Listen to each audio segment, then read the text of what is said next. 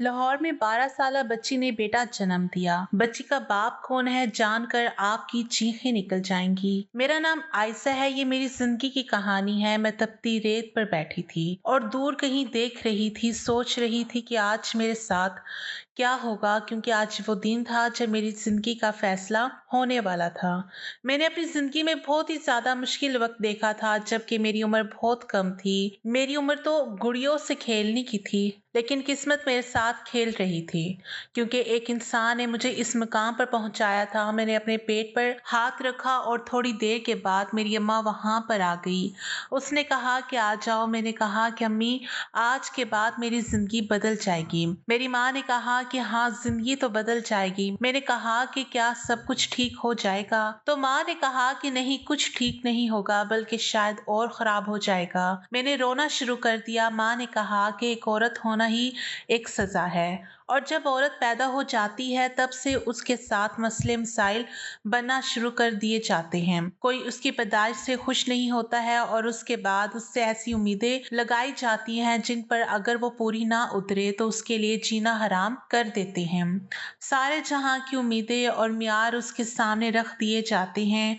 इज्जतों की पगड़ियां उसके कंधों पर रख दी जाती हैं, जिसकी हिफाजत भी उसने करनी होती है। नस्ल को आगे बढ़ाने की जिम्मेदारी भी उस पर होती है, उनकी तरबियत की भी। अब मैं क्या कुछ कहूँ, तुझे डराना नहीं चाहती, पर तू भी तो वक्त से पहले बड़ी हो गई है। क्या कर सकती हूँ मैं?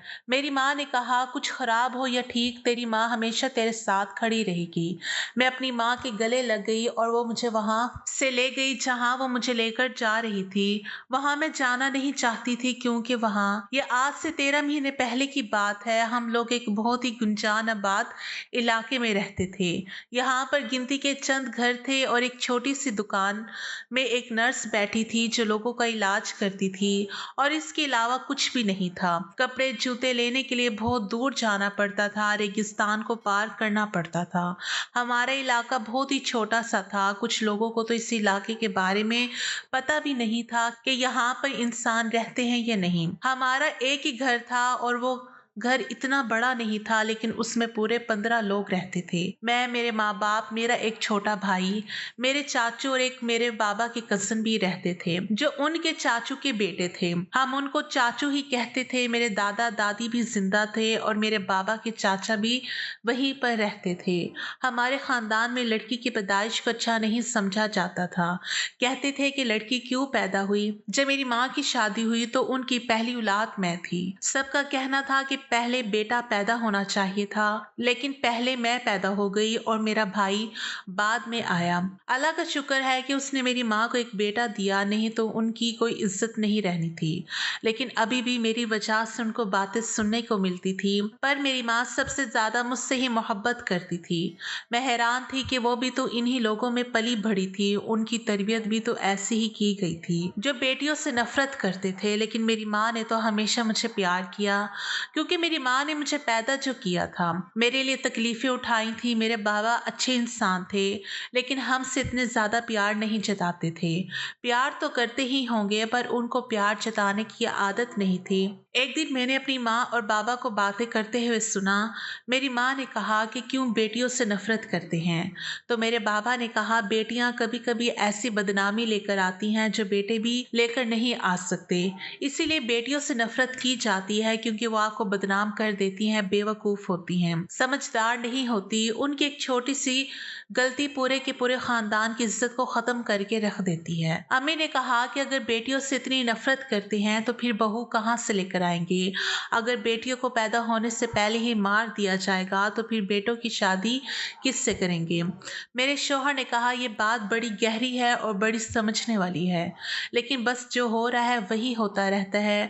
अम्मी ने कहा कि हमारी बेटी पर कभी कोई आंच नहीं आएगी, आप वादा करें। बाबा ने कहा कि पागल हो गई है तो क्यों आएगी इस पर कोई आंच। मेरी औलाद है, वो मेरे खून से बनी हुई औलाद है।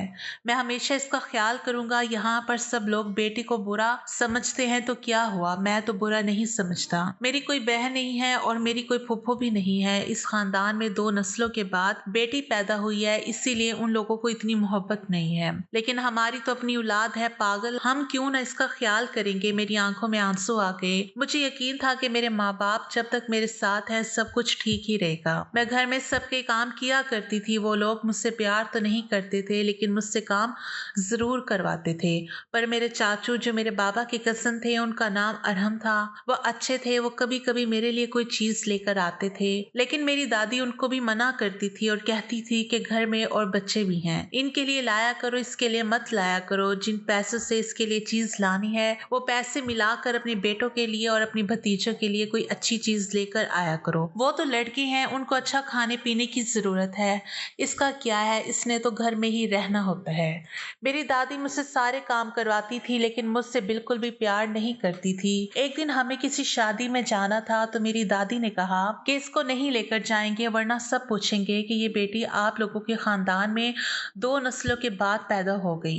कितनी अजीब बात है। मेरी माँ ने कहा कि इसको अकेला तो नहीं छोड़ के जा सकते। मेरी दादी ने कहा कि कोई बात नहीं, अकेला छोड़कर जाएंगे तो क्या हो जाएगा, खुद से खाने पीने वाली है, कोई बच्ची तो नहीं है जो अकेली डर जाएगी। 2 घंटे की बात है, 2 घंटे में हम वापिस आ जाएंगे। मेरी माँ मुझे छोड़कर नहीं जाना चाहती थी। मेरी माँ ने कहा कि फिर आप लोग जाएं, मैं भी नहीं चाहती, मैं और मेरी बेटी घर रुकेंगे।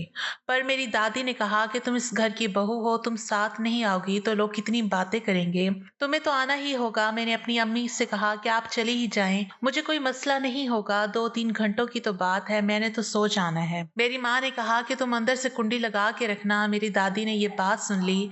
मेरी दादी ने कहा कि क्यों, ये क्या किसी पराये के घर में बैठी है जो तुम इस तरह की बातें कर रही हो। मेरी माँ ने कहा कि ये मेरी बेटी है, आप किसी बेटी की माँ नहीं है ना, इसलिए आपको नहीं पता।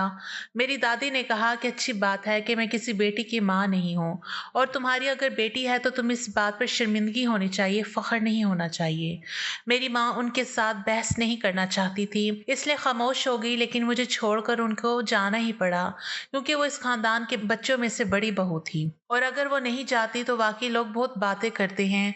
मेरा दिल तो था शादी में जाने का, लेकिन मेरी माँ मुझे कभी भी नहीं लेकर जाती थी। वो लेकर जाना भी चाहती तो ये लोग मुझे नहीं जाने देते थे। मैं घर में ही बैठ गई। अम्मी ने कहा था कि अंदर से कुंडी लगा लेना, लेकिन मैं कुंडी लगाना भूल गई और मुझे नींद आ गई। जब मेरी आंख खुली तो मैं बिस्तर पर ही पड़ी हुई थी। अभी मैं उठी थी कि 10 मिनट बाद मेरी माँ आ गई।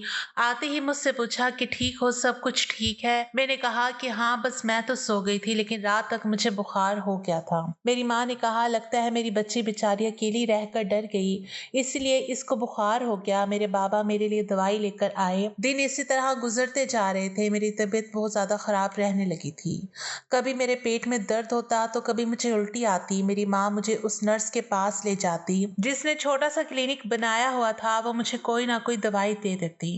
उसके पास कोई मशीन भी नहीं थी जिससे वो मेरे पेट के अंदर देख सकती कि पेट में दर्द क्यों हो रहा है। बस इसके पास दवाई थी जो वो सबको दे देती थी। बड़ी ही घटिया दवाई थी, लेकिन यहाँ के लोगों को आराम आ ही जाता था। मेरी तबीयत बहुत ज्यादा खराब रहने लगी थी, मुझे उल्टियां भी आ रही थी। मेरी माँ मुझे एक दिन अजीब से नजरों से देख रही थी। मैंने कहा कि क्या हुआ अम्मी, तो उन्होंने कहा कि नहीं कोई बात नहीं, ऐसा थोड़ी हो सकता है। उन्होंने ऐसा कहा तो मैंने कहा कि कैसा नहीं हो सकता, क्या हुआ है। उन्होंने कहा कि कुछ नहीं, लगता है तूने कोई उल्टी सीधी चीज खा ली है, उसके जरासीम तेरे अंदर बैठ गए हैं, तभी तो ठीक नहीं हो पा रही। मेरी माँ वैसे बहुत हिम्मत वाली औरत थी, उसने सारी जिंदगी हिम्मत से काम लिया था। मेरे दादा और दादी बड़े गुस्से वाले थे, लेकिन मेरी माँ ने आज तक उनके सामने एक लफ्ज नहीं बोला था। मेरी दादी ने कभी उनसे मोहब्बत नहीं की, मेरे दादा ने भी नहीं की, क्योंकि उनकी पहली बेटी हुई थी इसलिए। लेकिन मेरी माँ सब्र शुक्र से सब कुछ करती रही। दिन इसी तरह से गुजरते जा रहे थे। मेरा पेट अचानक से भरने लगा था। मेरी माँ ने कहा कि लगता है इसके पेट में पानी भर गया है या इसके पेट में पीप भरने लग गई है, इन्फेक्शन हो गया है, तभी इसका पेट इतना मोटा होता जा रहा है। मेरे बाबा भी परेशान थे। उन्होंने कहा कि तुझे फिर शहर ले जाना पड़ेगा, लेकिन अभी तो शहर ले जाने के पैसे नहीं है, 1 महीना सब्र करो, अगले महीने ले जाऊंगा। मेरी माँ ने कहा कि 1 महीने तक बेचारी दर्द बर्दाश्त करेगी। बाबा ने कहा कि दर्द की गोली दे दिया करो और कुछ नहीं कर सकते। अगले महीने बाबा पैसे लाए तो वो मुझे और मेरी माँ को लेकर शहर चले गए। डॉक्टर को चेकअप करवाने के लिए डॉक्टर ने जब मुझे चेक किया तो वह हैरान रह गई। उसने कहा कि आपकी बेटी तो माँ बनने वाली है। ये सुनकर मैं भी हैरान रह गई और मेरे माँ बाप ने कहा कि नहीं, आपको कोई गलत फहमी हुई है, इसकी उम्र तो बहुत कम है। उन्होंने कहा कि हमें कोई गलत फहमी नहीं हुई है, देखें हमने मशीन से देखा है, आपकी बेटी माँ बनने वाली है, बल्कि 2 जुड़वा बच्चों की माँ बनने वाली है। और अब तो काफी वक्त भी गुजर गया है क्योंकि मेरी तबीयत को खराब हुए 4-5 महीने गुजर गए थे। डॉक्टर ने कहा कि अब कुछ नहीं हो सकता, इसको बच्चे पैदा करने ही पड़ेंगे मेरे माँ बाप के लिए और खुद मेरे लिए भी ये खबर बहुत बड़ी और अजीब थी। मेरे बाबा ने वहीं पर मेरी माँ से झगड़ना शुरू कर दिया। डॉक्टर ने कहा कि देखिए, आपको अपनी बच्ची पर नजर रखनी चाहिए थी और अपने घर के हालात पर भी। अब एक दूसरे से झगड़ने से कुछ नहीं होगा। अगर आप लोग कुछ और सोच रहे हैं तो दिमाग से निकाल दें, नहीं तो इस तरह आपकी बेटी की जान को खतरा होगा। आपकी बेटी को खून की बहुत कमी है और इसकी उम्र भी बहुत कम है। मेरे बाबा सर पकड़ कर बैठ गए। मेरी माँ ने रोना शुरू कर दिया। मेरे बाबा ने मेरी माँ को कहा कि तू कैसी औरत है, तुझे पता नहीं चला कि तेरी बेटी के साथ क्या हो रहा है। मेरी माँ ने कहा कि मुझे कैसे पता चलता, मेरा दिमाग उस तरफ गया ही नहीं था। ये तो इतनी छोटी बच्ची है। डॉक्टर ने कहा कि आजकल उम्र से कोई फर्क नहीं पड़ता, इससे छोटी बच्चियां भी माँ बन सकती है, आप लोगों को ध्यान रखना चाहिए था। मैं घर आई तो मेरे बाबा और मेरी माँ ने मुझे बुरी तरह डांटा और मुझसे पूछा। अब वो मुझसे अजीबोगरीब सवाल कर रहे थे जिनकी मुझे समझ भी नहीं आ रही थी। मुझे पता भी नहीं चल रहा था। ये बात घर वालों को पता चल गई। घर में बड़ा फसाद बना। मेरे बाबा ने यूं तो मुझ पर भी हाथ उठाया था, लेकिन जब मेरे दादा मुझे मारने के लिए आगे बढ़े तो मेरे बाबा ने उनका हाथ रोक लिया। उन्होंने कहा कि बच्ची है वो, इसे खुद नहीं पता कि इसके साथ क्या हुआ है, आप मेरी बच्ची पर हाथ नहीं उठाएंगे। मेरे दादा ने कहा कि हाथ नहीं उठाएंगे, इसको तो इस घर से निकाल देना चाहिए, ये तो हम सब के लिए बदनामी का बायस बनेगी। लेकिन मेरे बाबा ने किसी को भी मुझे नुकसान ना पहुंचाने दिया। मेरी और मेरी माँ की हालत इस घर में और भी बुरी हो गई। मेरी माँ को दिन रात बातें सुनाई जाती। मेरी माँ रोती रहती, मुझसे भी पूछती कि मैंने क्या किया है। मैंने उनको सब कुछ बताया कि मुझे कुछ नहीं पता था। मेरी माँ ने मुझ पर हाथ भी उठाया क्योंकि उनकी इतनी बातें सुना दी जाती थी कि वो परेशान हो जाती थी, लेकिन बाद में मेरी मदद भी करती थी। मुझे दर्द होता था तो मुझे दवाई भी देती थी, मेरी मालिश करती थी, मेरा सर दुबाती थी। मेरे बाबा कहते थे कि अभी तो ये बात गांव वालों को पता चलेगी तो ना जाने क्या होगा, क्या करेंगे हम। कुछ महीने और गुजर गए। हम दोबारा डॉक्टर के पास गए। मेरे बाबा ने डॉक्टर से पूछा कि क्या ऐसा नहीं हो सकता कि किसी तरह से ये पता चल जाए कि इन बच्चों का बाप कौन है। तो डॉक्टर ने कहा बिल्कुल ऐसा हो सकता है, आपको अपने आसपास के लोगों का एक टेस्ट करवाना होगा जिसके साथ ही ये पता चल जाएगा कि इसका बाप कौन है। लेकिन ये तब ही पता चलेगा जब बच्चे इस दुनिया में आ जाएंगे। मेरे बाबा ने कहा कि हम वो टेस्ट जरूर करवाएंगे। हम गरीब लोग हैं लेकिन इतने भी बेवकूफ नहीं है। हमें पता हो कि हमारे घर में किसने ये किया है, किसने हमारे साथ ये जुल्म किया है। हम इसको जान से मार डालेंगे। बस अब इंतजार था कि कब वो दिन आएगा। लेकिन उस दिन भी तो मेरी जिंदगी में कुछ अच्छा होने वाला नहीं था। मैं तो अभी खुद बच्ची थी और 2 बच्चों की माँ बनने वाली थी। मेरी माँ भी पूरा दिन उदास रहती, परेशान रहती, रो रो कर उसने अपना हाल बुरा कर लिया था। बाबा समझाते थे कि अब जो है जैसा है यही हमारी जिंदगी है, अपनी औलाद को मौत के मुंह में तो नहीं फेंक सकते। उसके साथ जो कुछ भी हुआ है हमें बर्दाश्त करना होगा। जब मेरे बाबा को अपने ही खानदान वालों ने ज्यादा बातें सुनाना शुरू कर दी तो मेरे बाबा ने कहा कि मैंने पता लगाने का तरीका निकाल लिया है कि इस बच्चे के साथ ये जुल्म किसने किया है, और जब पता चल जाएगा तो मैं उस इंसान को जिंदा नहीं छोड़ूंगा। लेकिन इसके लिए आसपास के सारे लोगों का एक टेस्ट करवाना होगा। ये बातें यहाँ के लोगों के लिए ऐसी ही थी जैसे किसी और दुनिया की बातें थी। मेरे बाबा थोड़े पढ़े लिखे थे इसीलिए उनको इन बातों का पता था, लेकिन डॉक्टर ने उन्हें भी ज्यादा नहीं बताया था। डॉक्टर कह रहे थे कि बहुत से लोग इस बारे में अभी भी यकीन नहीं करते, लेकिन एक तरीका होता है जिससे पता चल जाता है। जब ये बात घर में हुई तो मेरे दादा दादी और चाचू वगैरह ने मजीद रोला डाल दिया। उन्होंने कहा कि घर के लोगों पर शक करके तूने हमें ऐसा समझ रखा है, तेरी अपनी बेटी ठीक नहीं है और तू हम पर इल्जाम लगाता है। मेरे बाबा को सजा मिल रही थी बहुत ज्यादा। मैं परेशान थी, दिल करता था कि जान ले लूं अपनी, ताकि मामा और बाबा की परेशानी तो खत्म हो जाए। एक दिन ऐसे भी करने लगी थी जब मेरी माँ ने मुझे बचा लिया और मुझे गले से लगा कर रोने लगी। उसने कहा ऐसा कभी भी ना करना, तुम हमारी औलाद हो, हमने तुम्हें कितनी मुश्किल से पाला है और तुम इस तरह करने लगी थी। तुम्हें कुछ हो जाता तो क्या हम जिंदा रहते, लेकिन मैं क्या करती, मैं अपने माँ बाप की परेशानी नहीं देख सकती थी, उनको इस हाल में नहीं देख सकती थी। वक्त गुजरता जा रहा था और फिर वो दिन भी आ गया जिस दिन शायद मेरी औलाद इस दुनिया में आने वाली थी, क्योंकि सुबह से ही मेरी तबीयत बहुत ख़राब थी। लेकिन घर से बहुत दूर मैं रेत के टेले पर जाकर बैठ गई थी। मेरी माँ मुझे ढूंढती हुई मेरे पास आई और वहाँ बैठी अपने लिए दुआ कर रही थी, अल्लाह से कह रही थी कि मेरे नसीब में कोई और दुख ना लिख देना, मेरे माँ बाप को मेरी वजह से कोई मुश्किल परेशानी ना हो। मेरी माँ ने मुझे ढूंढ लिया और उसने कहा कि अच्छा मेरे साथ। मैंने कहा कि अम्मी, आज के दिन के बाद मेरी जिंदगी में सब कुछ बदल जाएगा। उन्होंने कहा कि हाँ, मैंने कहा है कि जो बदलेगा वो अच्छा होगा। तो मेरी माँ ने कहा कि नहीं, अच्छा नहीं होगा, शायद इससे भी बुरा होगा, लेकिन बर्दाश्त करना होगा। मैंने कहा कि फिर मेरे जिंदा रहने का क्या फायदा, अल्लाह करे मैं मर जाऊं। मेरी माँ ने कहा कि ऐसा बिल्कुल नहीं कहना चाहिए, जो भी मसला हो, जो भी परेशानी हो, मैं तेरे साथ रहूंगी, हमेशा तेरा साथ दूंगी। अभी भी तो तेरा साथ दिया है ना, तो क्या आगे नहीं दूंगी।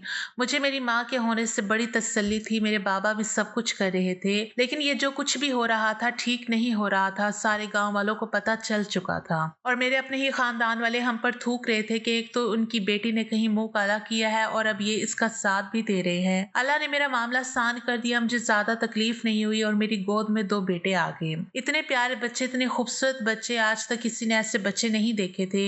लेकिन इनके नसीब खूबसूरत नहीं थे। उनके साथ क्या होने वाला था उनको तो इनके बाप का भी नहीं पता था। मेरे बाबा अगले ही दिन डॉक्टर के पास गए और कहा कि हमने टेस्ट करवाना है। उन लोगों ने 2 बंदों को बाबा के साथ भेजा और कहा कि आपके घर से सैंपल लेकर आएंगे। घर वालों ने कहा कि हम सैंपल नहीं देंगे। तो बाबा ने कहा कि क्यों, तुम लोगों के दिल में चोर है क्या। मेरे दादा ने कहा कि ये इसकी गलत फहमी भी हल करवा दो। सबको कहा कि सैंपल दो, लेकिन सबकी शक्ल अजीब सी बनी हुई थी। फिर भी उन्होंने अपने खून का सैंपल दे दिया। बच्चों के खून का सैंपल भी ले लिया और रिपोर्ट अस्पताल पहुंचा दी गई। अस्पताल वालों ने कहा कि 2 दिन के बाद आकर आप अपनी रिपोर्ट ले जाएगा। ये 2 दिन हमारे लिए बड़े मुश्किल थे, गुजर ही नहीं रहे थे। घर में भी अजीब सा माहौल बना हुआ था। मेरे दादा ने कहा कि अगर तो कोई गुनाहगार निकला तो इसको सजा मैं खुद दूंगा, लेकिन अगर इस घर से कोई गुनाहगार ना निकला और तेरी बेटी ने कोई चक्कर चलाया हुआ तो तेरी बेटी और तुझे इस घर से हमेशा के लिए जाना होगा। तुम लोगों को कोई हिस्सा भी नहीं मिलेगा और तुम लोग हमारे जीते जी मर जाओगे। हम तुम लोगों की शक्ल भी देखना पसंद नहीं करेंगे।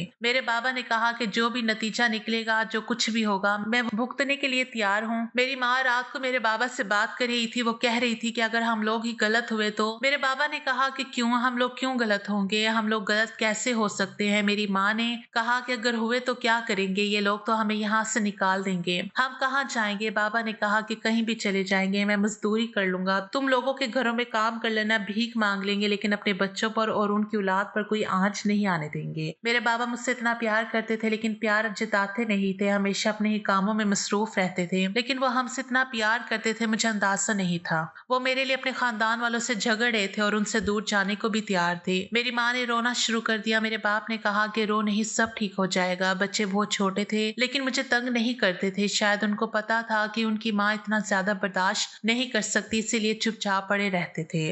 पर उनका खर्चा कौन संभालता, क्या होता क्या नहीं होता, कुछ समझ नहीं आ रही थी। 2 दिन बड़ी मुश्किल गुजरी। रिपोर्ट सामने आ गई। डॉक्टर ने मेरे बाबा को बुलाया और वहीं पर उनको रिपोर्ट भी समझा दी। जब बाबा वापिस आए तो गुस्से से लाल हुए पड़े थे। उनके पास से एक ही मौका था, घर में सब लोग मौजूद थे। मेरे दादा ने कहा कि बताओ क्या है क्या नहीं। मेरे दादा ने कहा कि अगर कोई गुनाहगार घर से हुआ तो मैं खुद उसे सजा दूंगा। मेरे बाबा ने कहा कि फिर सजा देने के लिए तैयार हो जाओ, क्योंकि जिसने मेरे साथ ये सब कुछ किया है वो मेरे बाप का कजन था, जिसको मैं चाचू बोला करती थी। और ये उसी दिन की बात थी जब मेरी माँ मुझे घर पर छोड़कर चली गई थी और मैं घर पर अकेली थी और ये सब लोग शादी में चले गए थे। मेरे बाबा ने उसे गिरेबान से पकड़ लिया और उसे मारना शुरू कर दिया।